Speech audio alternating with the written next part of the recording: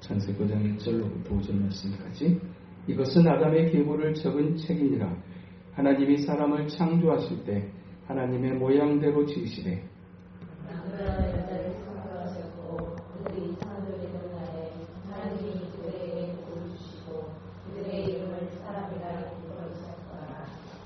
아담은 130세에 자기의 모양 곧 자기의 형상과 같은 아들을 낳아 이름을 셋이라 하였고 아담은 셋을 낳은 후 800년을 지내며 자녀들을 낳았으며 그는 930세를 살고 죽었더라. 아멘. 한 사람의 인생은 한 사람의 것으로 끝나지 않고 반드시 그 사람의 인생은 그 다음의 세대에 영향을 미치게 된다. 우리가 지난 시간에 가인의 후손과 셋의 후손을 함께 살피면서 그 은혜들을 받았습니다. 하나님을 떠나서 동쪽으로 옮겨가 자기가 원하는 삶을 살기를 힘썼던 가인. 그가 나름대로 굉장한 노력들을 했던 것 같습니다. 그의 자손들의 면면을 살펴보니 그의 자손들의 삶이 굉장히 세상적으로 보면 성공적인 인생을 살아갑니다. 각 분야의 시조가 될 정도로 각 분야 속에서 또 탁월한 사람들이 가인의 후손을 통해서 태어났습니다. 그렇지만 가인의 후손 가운데 가장 잘됐다고 말할 수 있는, 가장 화려하게 성공적인 인생을 살았다고 말할 수 있는 람에게 고백 속에서 그들이 가지고 있는, 그들이 이루고 있는 성공의 이면에 있는 영적인 실체가 무엇인가 하는 것을 우리가 살폈습니다. 겉으로 보면 굉장히 탁월한 삶을 살았고 또 세상에 굉장히 풍요로운 것들을 다 누리고 강력한 힘을 가지고 세상의 사람들이 다 알만한 출세하는 인생을 살았을지는 모르지만 가장 화려한 인생의 중심 속에 있었던 람에게 고백은 나의 상처로 말미암아 내가 사람을 죽이고 또한 어린아이를 죽이기까지 가인을 위해서는 벌이 7배일 것이나 자기를 위해서는 벌이 77배가 될 것이라고 이야기할 정도로 겉으로 보면 굉장히 탁월한 인생 같고 화려하게 성공적인 인생을 살아간 것 같지만 그 안에 수없이 많은 상처 그리고 그 상처로 말미암는 분노 그 분노를 해결하지 못함으로 말미암아서 나 이제 어른아이 구분할 것 없이 전부 다 죽여버리는 끔찍한 삶을 살았던 성공 이면에 있는 인생의 실체를 우리가 함께 살핀 바가 있습니다. 어떤 분이 이 창세기 이제 4장의 이 가인의 삶을 이야기하고 또 람에게 삶을 이야기하면서 가인의 삶이 어떤 삶이었는가? 자기의 분노를 이기지 못하고 시기와 질투를 극복하지 못하여 동생 아벨을 죽이는 살인자의 삶이었고 그 살인자의 삶을 살았던 것으로 한 사람의 인생이 끝나지 않고 그의 오대손으로 넘어가 보니 람에게 이르러서는 한 사람을 죽이는 정도로는 자기 안에 있는 분노를 이겨낼 수가 없어 어린아이 갈급이지 아니하고 죽이는 인생을 살게 되더라. 그런 가인의 후손의 삶 속에 나타나는 가장 많은 입버릇처럼 하게 되는 고백이 무엇인가? 그것은 죽겠다, 죽고 싶다, 죽여버리고 싶다. 그러면서 그분이 그 쓴 책에 그런 얘기 하시거든요. 사람이 살면서 힘들 때 제일 많이 하는 말이 무슨 말일까요? 죽겠다. 아이고 힘들어서 죽겠다. 죽겠다. 그리고 마음속에 정말 나를 힘들게 하는 사람을 향해서 가지는 가인의 후손의 내면의 고백은 죽여버렸으면 좋겠다. 죽어버렸으면 좋겠다. 죽을래? 애들조차도 가장 많이 쓰는 얘기 표현 중에 하나 거친 언어 죽이고 또 죽여버려 너 죽을래? 타인을 죽이는 것을 살인이라고 한다면 자기 자신을 죽이는 것을 자살이라고 합니다. 곧 가인의 후손의 삶을 살아가는 사람들의 삶의 경향 항상 죽음과 맞닿아 있다. 그 표현이 참 새로웠어요. 생각해보니 우리도 역시 예수를 만나기 전에 가인의 후손의 삶을 살았던 사람들이었습니다. 조금만 힘들면 죽고 싶다. 죽고 싶다. 죽어버렸으면 좋겠다. 없어져 버렸으면 좋겠다. 이와 같은 어떤 삶의 고백 아닌 고백을 가지며 살았던 우리의 삶. 그러나 예수를 만나고 난 다음부터 우리는 그와 같은 고백이 점점 줄어들고 사라지게 되었다. 그런가 하면 셋의 후손은 가인의 후손들처럼 대단하고 화려해 보이지는 않았을지 모르지만 철저하게 하나님 앞에 자신의 연약함을 고백하는 인생이었고, 그러면서 동시에 하나님의 이름을 부르며 하나님을 예배하는 영적인 영향력을 끼치는 삶을 살았다. 어쩌면 가인의 어떤 그런 이제 후손들의 몇 면이 훨씬 더 많이 기록되어졌고, 셋의 후손들의 몇 명은 그냥 가인 이제 셋, 그리고 그 아들 에노스, 여기까지밖에 짧게 기록하고 있지만, 그러나 그때 비로소 사람들이 그로 말미암아 여호와의 이름을 부르기 시작했다. 그 한 사람의 인생이 하나님 앞에 바르게 섰었을 때 그로 말미암는 그의 자녀의 삶이, 그리고 그 주변의 사람들의 삶이 여호와의 이름을 부르며 하나님 앞에서 자신의 연약함을 고백하며 살아가게 하였다. 이와 같은 가인의 후손의 삶과 셋의 후손의 삶이 얼마나 극명하게 나누어질 수 있는가 하는 것을 우리에게 보여주고, 한 사람의 인생이 한 사람의 것으로 끝나지 않고 그의 후손들의 면면을 살펴보니 이와 같이 극명하게 다른 것으로 이제 나타나게 되었다는 사실을 우리가 살폈습니다. 오늘 창세기 5장, 우리가 이제 이번 주와 다음 주에 거쳐서 살피게 될 이 창세기 5장에는 아담으로부터 시작해서 아담의 10대손이었던 노아에 이르기까지 그 10대의 역사를 기록해 주고 있습니다. 당시의 사람들은 오늘 본문에 우리가 읽은 것처럼 굉장히 오래 살았던 900세를 넘기는 것은 기본이었습니다. 재밌었을까요? 900년을 살았으면 도대체 얼마나 지금까지 살아온 인생도 쉽지 않은데 아직 한 800년 남았느냐 이렇게 가면 아이고 빨리 데려가 주시옵소서 하지 않겠습니다.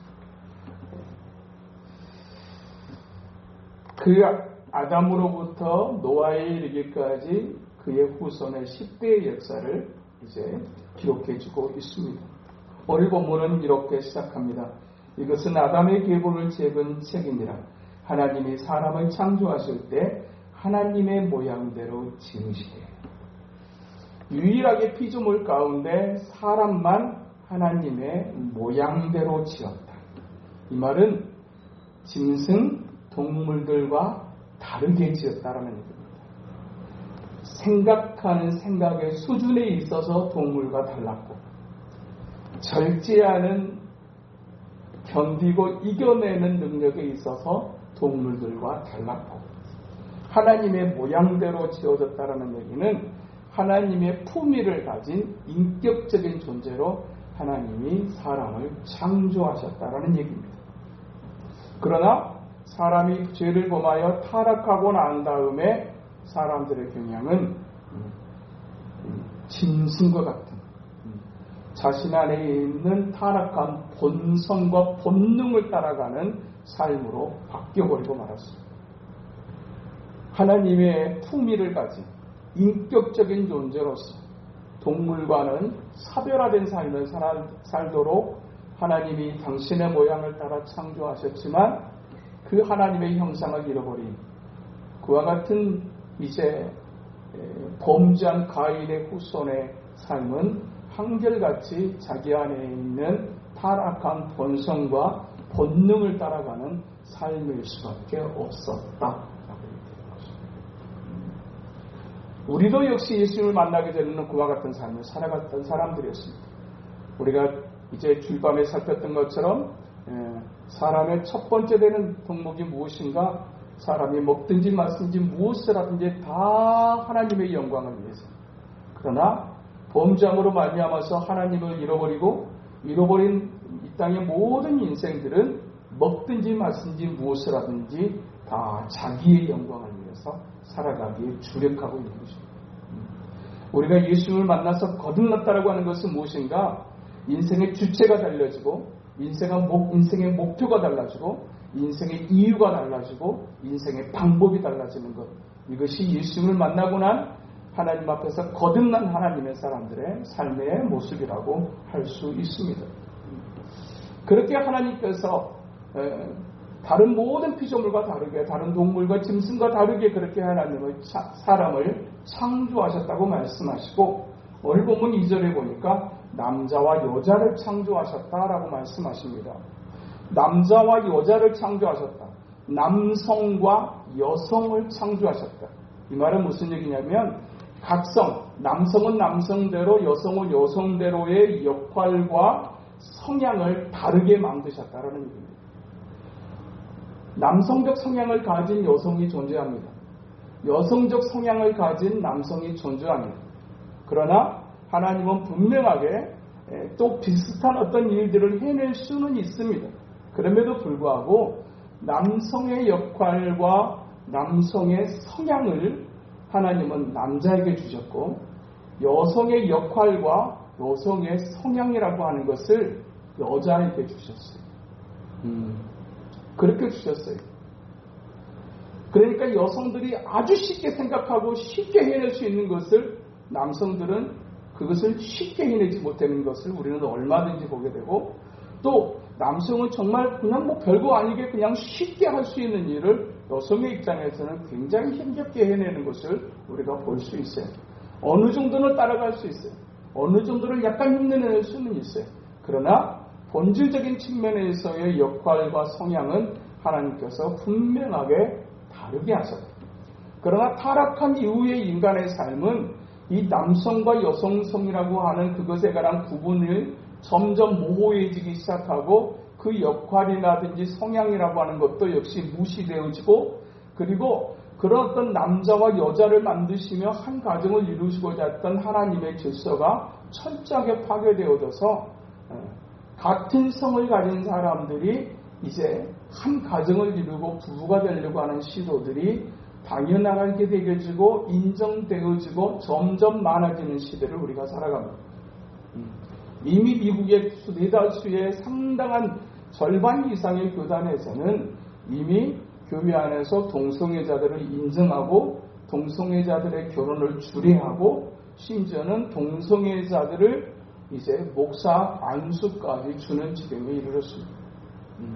절반 이상이 되어지는 교단에서 아주 이제 오히려 동성애를 인정하지 않는 교단이 굉장히 보수적인 것을 넘어서 폐쇄적인 교단으로 인정받는, 그렇게 생각되어지는 나라가 미국이라고 하는 나라입니다. 진짜로 우리는 미국에 대한 어떤 그런 동경, 또 미국이 청교도의 신앙으로 세워졌던 나라라고 하는 어떤 예전의 그 역사를 생각하면서 미국에 대해서 굉장히 좀 호의적이고 신앙적인 어떤 그런 이미지를 떠올리지만, 실제적으로 미국을 갔다 온 사람들의 이야기에 의하면 미국이 이 나라가 정말 기독교 나라였는가? 라고 하는 부분에 관해서 의아해할 정도로 그 땅이 겉으로는 기독교를 선호하고 또 기독교의 어떤 신앙적 문화를 가지고 있는 것처럼 오래된 전통으로 삼고 이야기하지만, 그들의 삶에 실제로 들어가 보면 그 땅에 과연 하나님이 계실까? 라고 하는 생각이 들 정도로 굉장히 무섭고 위험한 나라, 그 나라가 미국이라고 답을 이야기합니다. 그렇게 하나님께서 남자와 여자를 창조하시고 그렇게 각 성의 역할과 성향을 다르게 하시면서 서로의 약점을 보완하고 또 조화를 이루며 살아가도록 하나님이 만드셨어요.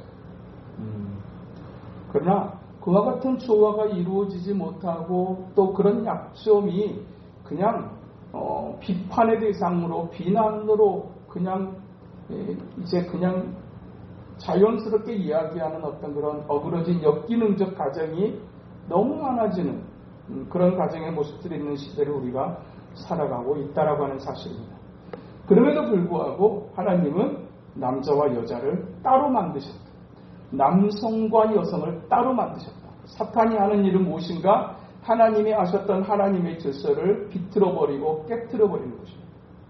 그래서 남자가 남자답지 못하게 만들고 여자가 여자답지 못하게 만들고 이제 그와 같은 어떤 이제 하나님의 질서들이 교묘하게 파괴되어지는 시대를 우리가 살아가고 있다 하는 사실입니다. 그런데 하나님께서 창조하시던 날에 하셨던 일이 무엇인가? 오늘 본문에서 보니까 2절 중반에 보면 그들이 창조되던 날에 하나님이 그들에게 복을 주시고, 창조된 그 사람, 창조된 남자와 여자를 향해서 하나님께서 가장 먼저 하셨던 일이 뭐였느냐? 복을 주시는 일이었습니다. 우리가 이제 기복주의라고 하는 잘못된 이제 그런 물질주의적인 만몬주의적인 어떤 그런 기독교적 사상에 대해서 우리가 경계해야 되지만, 성경의 곳곳을 들여다보고 오늘 본문에 하나님께서 세상을 창조하시고 나서 남자와 여자를 만드시고 난 다음에 가장 먼저 하셨던 일이 복을 주시는 일이었다라는 사실은, 하나님은 여전히 하나님의 사람들에게 복 주시기를 원하시는 하나님, 복 있는 삶, 복된 삶을 살아가기를 원하시는 것, 그것이 하나님 아버지의 간절한 기대이고 바람이라는 사실을 우리가 보게 됩니다. 우리가 우리의 자녀들을 향해서 정말로 할 수만 있다면 우리가 하고 싶은 일 뭘까요? 우리의 자녀들을 복되게 하고 싶습니다. 복되게 하고 싶습니다. 정말 우리의 자녀들이 정말로 복된 삶을 살아가기를 원하는 이런 부모의 본성처럼 하나님의 본성도 역시 자기 백성들의 자기의 형상을 따라 창조되어진 모든 사람들이 복된 삶을 살아가기를 원하십니다. 그러나 죄가 들어옴으로 말미암아서 생명이 죽음으로 바뀌고 축복이 저주로 바뀌는 역사가 바로 인간의 역사, 가인의 후예의 역사고, 사는 게 즐거운 것이 아니라 사는 게 고통의 인생으로 바뀌어버리게 된 것, 그것이 죄의 영향력인 것을 오늘 성경은 가르쳐주고 있습니다. 예수께서 이 땅에 오셔서 정말로 궁극적으로 하시고자 하셨던 양으로 생명을 얻게 하고 더 풍성히 얻게 하려고 하신다는 것.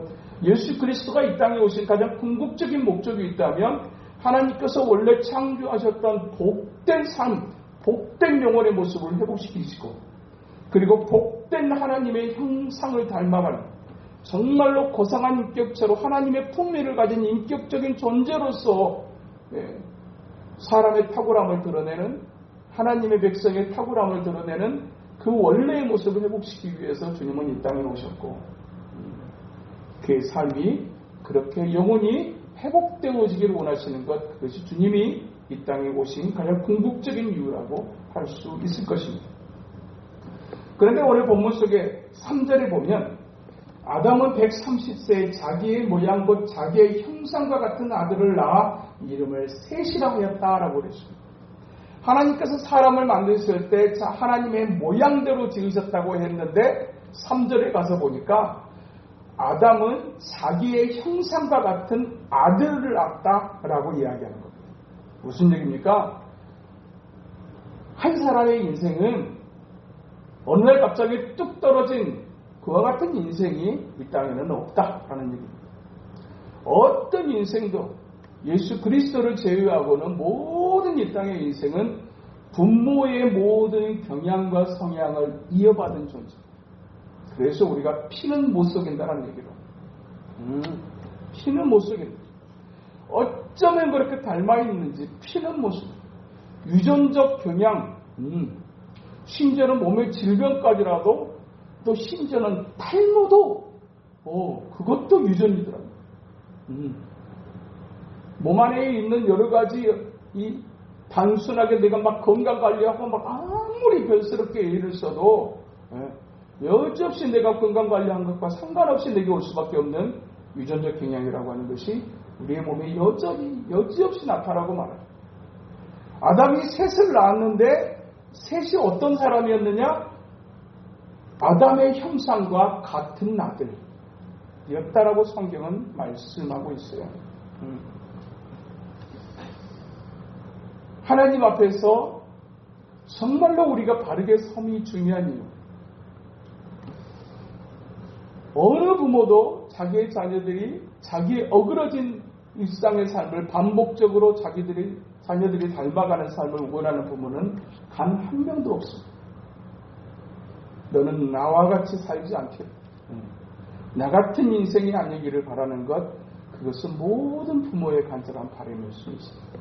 그럼에도 불구하고 절대로 나는 아빠처럼 안 산다고 해놓고 아빠 같은 인생을 살고, 나는 절대로 엄마 같은 인생을 안 산다고 해놓고 엄마 같은 인생을 사는 것, 그것이 어쩔 수 없는 인생의 분례인 것을 우리가 보게 되고, 그 이유가 무엇인가? 오늘 본문에서 보니까 아담이 자기의 형상과 같은 아들을 낳았다, 이렇게 되어 있습니다.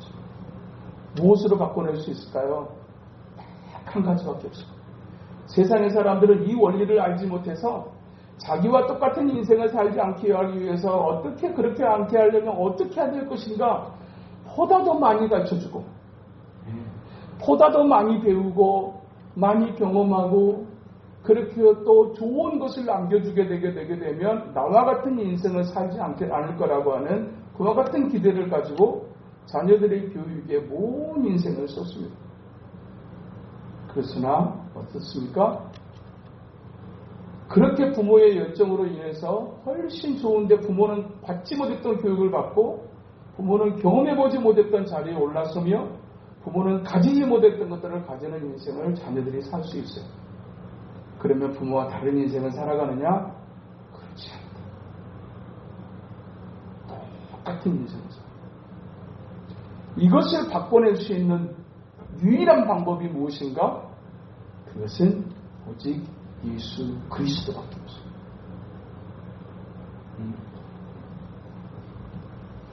언제가 책에 이런 책이 있었어요. 가게에 흐르는 저주를 끊어야 산다. 가인의 후손으로서 가게에 흐르는 저주가 모든 인생에 있을 수밖에 없어요. 이것을 끊어낼 수 있는 방법은 우리의 노력이나 우리의 방법, 우리가 보다 많은 것들을 희생하고 보다 많은 것을 내어줄 수 있다면 우리의 자녀는 그런 삶을 안 살 것이라고 하는 헛된 착각 속에서 인생은 그렇게 부단히 살아가지만, 그것을 갈라낼 수 있는 방법, 그것은 오직 예수 그리스도 생명의 역사밖에는 없다. 예수님께서 이 땅에 오시는 궁극적인 목적, 그것은 잃어버린 생명을 얻게 하고, 그리고 더 풍성한 하나님께서 주시고자 했던 원래의 삶, 원래의 모습을 회복시키는 것이 주님의 이 땅에 오신 궁극적인 목적이었던 것처럼, 바로 그 예수 그리스도 안에 계실 때만 그 악한 것의 저주를 끊고 그 어둠의 것에서 벗어날 수 있어요. 창세기 5장을 살피는데, 그리고 이제 이번 주일날 이제 창세기 이제 27장을 살피게 되는데, 어쩌면 그렇게 5장하고 57장인데 또 연결이 되는지 알 수 없어요. 또 이번에도 정말 27장을 준비하면서 27장 전체를 2주에 걸쳐서 준비를 하면서 살피게 되고 또 나누게 될 것인데, 정말 예배를 위해서 말씀을 해서 이 밤에도 기도해 주셔야 합니다. 정말 가게에 흐르는 선한 영향력이 우리의 삶 속에 정말 예수 그리스도를 통해서 이루어지기 위해 우리가 하나님의 말씀을 붙잡고 하나님의 말씀에 귀를 기울이는 일은 얼마나 중요한 일인지, 이제 이번 주일과 돌아오는 주일과 그 다음 주일에 걸쳐서 특별하게 하나님께서 우리 가정을 정말로 회복시키기 위해서 어떻게 해야 되는가, 그것이 정말로 끊어버리고 회복되어지기 위해서 우리가 어떻게 해야 될 것인가에 관한 중요한 메시지가 담겨져 있는 그런 준비를 지금 하고 있습니다. 어쩔 수 없는 유전적 경향의 삶을 살아가게 되어 있다는 얘기입니다. 그런데 주목할 만한 것은 오늘 본문 4절에 보면 아담은 셋을 낳은 후 800년을 지내며 자녀를 낳았으며 그는 930세를 살고 죽었더라 그랬습니다. 아담이 낳은 자식이 셋밖에 없었겠습니까? 가인도 있었고 아벨도 있었고, 아벨은 죽었으니까. 그러나 가인도 있었고 셋도 있었고 그리고 오늘 본문에 기록한 것처럼 800년을 지내며 자녀를 낳았어요. 얼마나 많은 자녀가 낳았겠죠. 그런데 그 많은 자녀들 가운데 아담의 계보를 딱 이야기하게 될 때 셋이 등장합니다. 그 많은 자녀들 가운데 자기가 직접 낳은 아들이 가인이고 자기가 직접 낳은 아들이 셋이고 그리고 이름을 알 수 없는 기록되지 않는 수없이 많은 자녀들이 있을 것이나 가인의 계보가 아담의 계보가 가인의 계보가 아닌 셋의 계보로 이어져가고 있는 것을 오늘 본문은 기록해주고 있어요. 왜 그럴까요? 아담이 범죄하였으나 신학자들은 이렇게 해석을 합니다.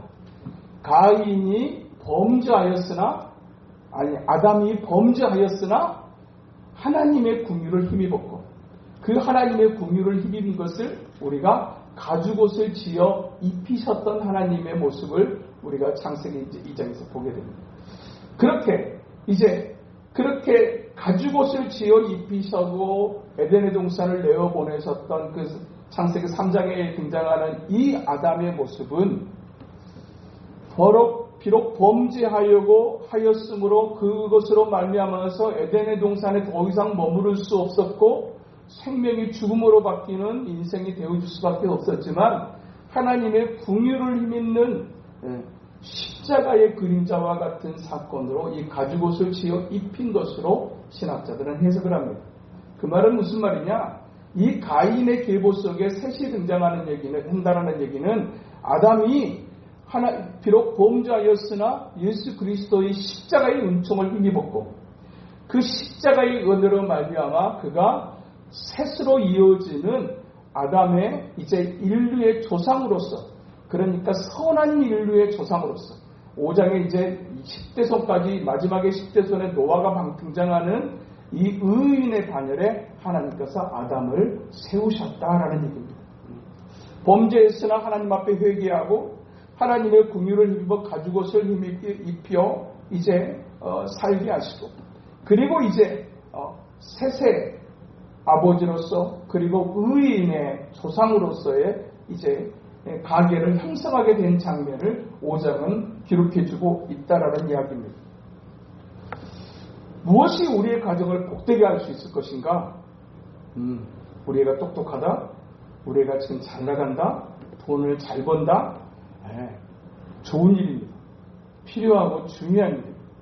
결코 무시할 수 없고 가볍게 얘기할 수 없는 중요한 일입니다. 그러나 그것으로만 만약에 우리의 자녀들의 삶을 이야기할 수 있는 거라면 가인의 후손의 삶도 절대로 뒤지지 않았어요. 가인의 후손의 삶이 얼마나 잘 나가고 멋진 인생들이었습니까? 중심에 예수 그리스도가 빠져버리면 그것은 가인의 후손의 삶과 하나도 다르지 않다. 하나도 다르지 않습니다. 그 정도의 힘, 그 정도의 똑똑함, 그 정도의 능력, 그것은 가인의 후손들이 얼마든지 가지고 있는 능력이었어요. 그러나 하나님과 상관이 없었다.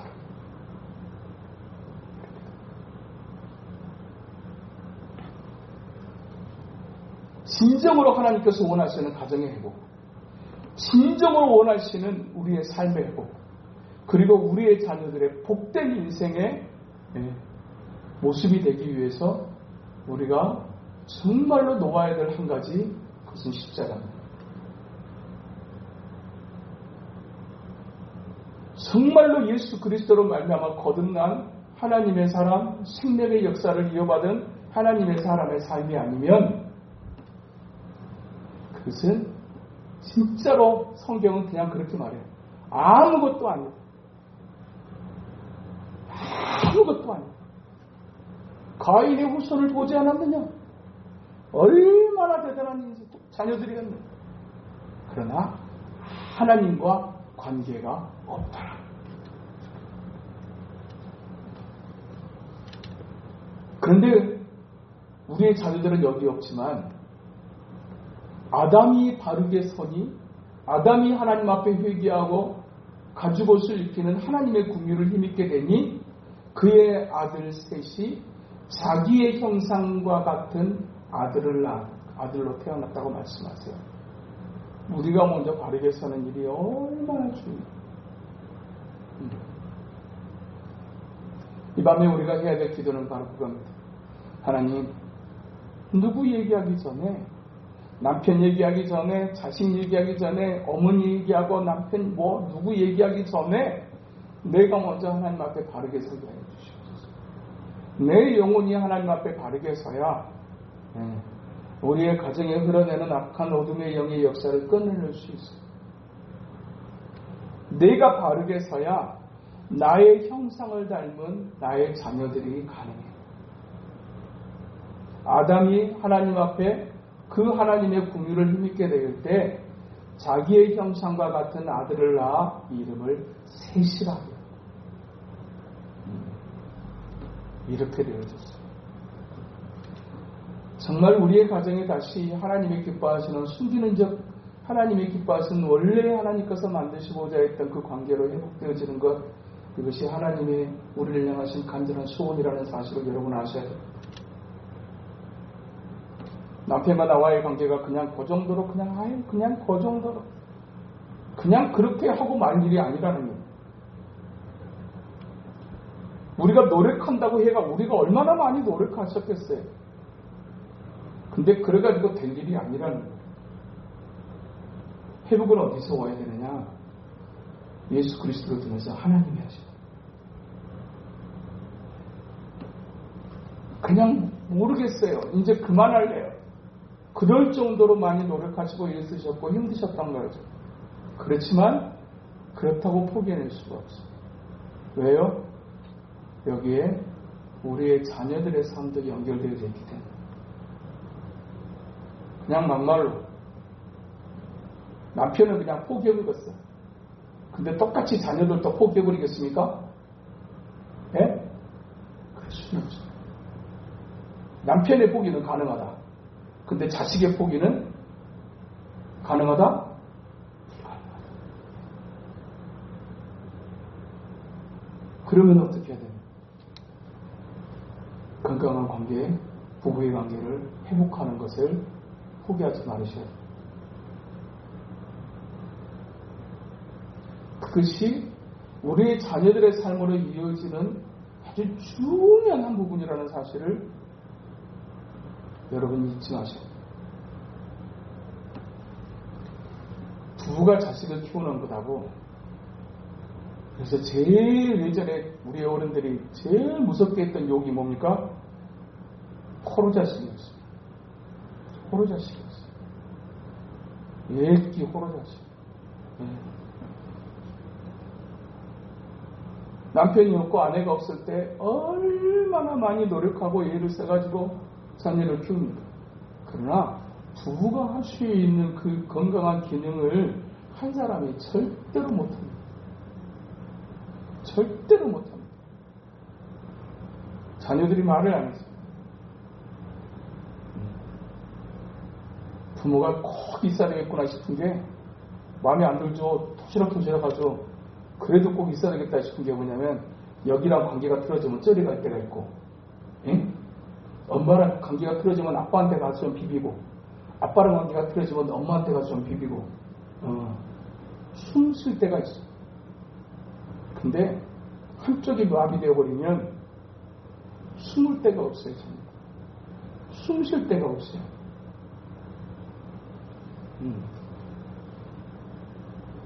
그렇게 돼요.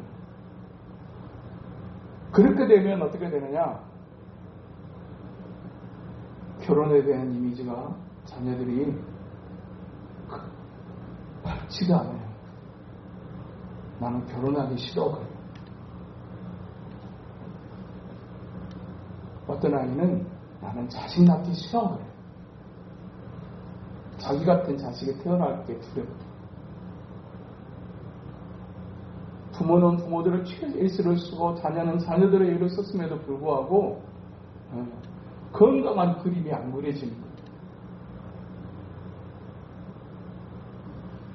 여러분의 남편을 포기하지 않게 되기를 주님의 이름으로 축복합니다. 아멘. 포기하시면 안 됩니다.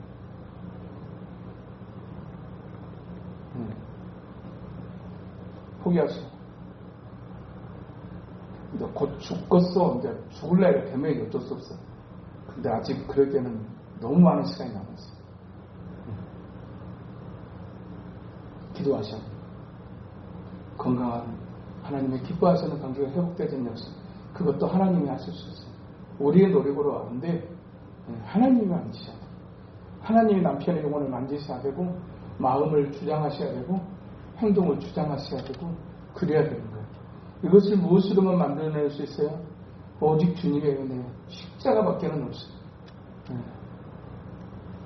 그것이 되어지게 될 때 자기의 나의 형상과 닮은 나의 아들이 태어나고 나의 후손이 태어나고 이렇게 됩니다. 이제 이게 뭘 얘기하는 것인가 하는 것을 이제 우리가 이제 주일날 2주에 걸쳐서 이제 더 확인하게 될 거예요. 이 밤에 우리가 기도해야 될 건 무엇입니까? 먼저 내가 바르게 서게 하여 주시옵소서. 또한 어른된 우리의 관계가, 부부의 관계가 정말 하나님이 기뻐하시는 회복의 역사를 향해 나아가게 하여 주시옵소서. 진짜 눈물로 기도하셔야 됩니다. 몸부림치면서 그렇게 기도하셔야 돼요. 네, 기도하셔야 돼요. 진짜. 이것이 우리의 자녀들의 삶과 긴밀한 연관관계 속에 있어요. 내가 어떻게 해보겠다? 아니요. 절대 그렇게 안 돼요. 절대 그렇게 안 돼요. 그러면 우리 자녀들을 복되게 하려면 어떻게 해야 됩니까? 우리 부모대에서 회복하셔야 돼요. 그건 아주 중요해요. 그래서 내 남편의 영혼을 위해서 정말로 기도하셔야 돼요. 그리고 하나님이 만져내셔야 돼요. 하나님이 고쳐내셔야 돼요. 하나님께서 역사해 주셔야 돼요. 그 다음에 정말 하나님 오늘보다 다른 내일을 위해서 지금보다 다른 다음을 위해서 하나님 이 밤에 우리가 붙잡을 그 십자가밖에 없습니다. 하나님 우리를 불쌍히 여겨주시옵소서. 그래서 내가 먼저 바르게 서고 우리가 먼저 바르게 서서 우리의 자녀들의 삶을 향해서 정말 아름다운 모습을 유사대로 남기는 그런 인생을 하나님 그런 가정이 되게 하여 주옵소서. 함께 기도하는 이 밤 우리 모두 되시게 되기를 주님 이름으로 축복합니다. 거룩하신 하나님 아버지, 왜 우리의 의도와 우리의 소원과 상관없이 우리의 삶이 우리의 가정이 이 땅이 이렇게 되어져 버렸는가? 창세기로부터 이미 그 원인을 살필 수 있고 그 수천 년의 역사 전에 있었던 우리가 알지 못하는 그 시대의 그 일이 오늘 우리의 삶까지 미치는 이 영향력 앞에서 동일한 논리 속에서 우리가 무엇을 위해서 기도해야 되는지 오늘도 함께 살피게 하신 아버지 하나님, 본성적으로 우리의 자녀들을 향한 간절한 기대가 내 남편 없이도 가능할 거라고 하는 착각 속에서 벗어나게 하시고 생명을 거두기 전에 나로 옆에 함께 있게 하신 하나님의 그 이유를 따라 회복하기를 원하노라. 건강하고 아름다운 관계를 회복하기를 원하노라 말씀하신 아버지 하나님, 내가 먼저 하나님 앞에 바르게 서고 바르게 살고 내 남편의 영혼도 살고 회복되어져서 건강한 관계 속에 우리의 자녀들의 삶을 향해서 아름다운 것을 흘려내려 보내줄 수 있는 하나님 우리의 삶 되게 하여 주시옵소서. 예수님 이름으로 기도합니다.